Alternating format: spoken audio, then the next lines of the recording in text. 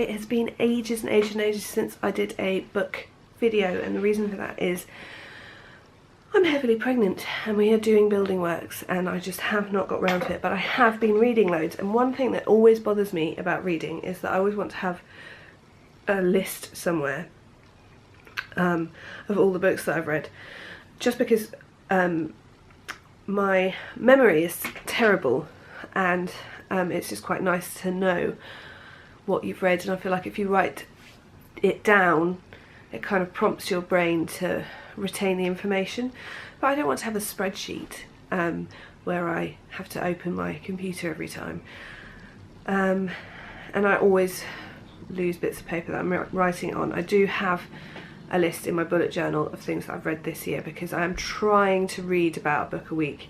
We'll see how that goes when the baby's here. But then my friend Jo, who I mentioned before, who read 52 books last year and is trying to do the same again this year, introduced me to, can we see, the Goodreads app, which I'm still working out. And there are still a few things about it that I find a bit annoying, but it's really good for making lists on. So I've got all the books I've read.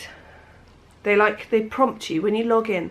They just show you loads and loads of books, and you have to say if you've read them, if you haven't read them, if you'd like to read them, so that they get an idea of what kind of book you like, and then they can send you recommendations. So you start off by automatically making a huge list of books that you've read, and you can tell them what you like non-fiction, music books, fiction, crime, that kind of thing. And you can also make a list of books that you'd like to read. So all those classics that you would like to read that you haven't got round to, recommendations from friends. And then I've made a separate list of books that I've read so far this year, which there are 19 of them.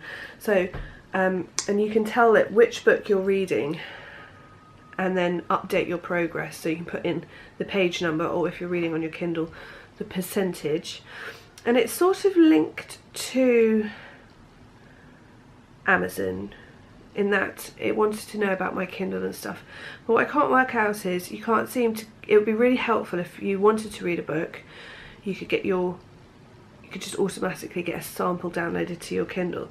But you know how sometimes you're having dinner with someone and they're like, oh, you should read this book, and I always forget it. It's quite useful to be able to just go on Goodreads, search for the book and put it on the to read list. Also, when you finish a book and you're not quite sure what to read, it's really nice to look through your to read list book and to read list and see if there's something that you want to read on there. So I'm really enjoying that. There is like a social side to it where you can be friends with your friends. I've so far only made friends with 2 of my friends because I don't really know who uses it, and I don't know how I feel about everyone being updated on my progress of my book. Would they find that a bit boring?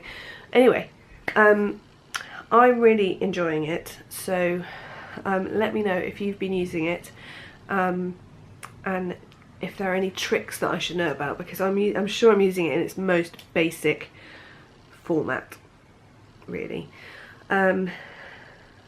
It's also very good for things like, I'm now wanting to read all the May Greys because I've got slightly into that, and you know how I feel about reading stuff chronologically. So it's great to be able to sort of find what's the next book in the series. Although they don't seem, what I would love is if there was some way that it could magically work out that that's what I wanted and do them in order for me, because at the moment I'm having to sort of, you have to do a bit of rummaging, but maybe I'm using it wrong. So if I am using it wrong, you can leave me a comment below, and I will try and do more bookly updates when I can.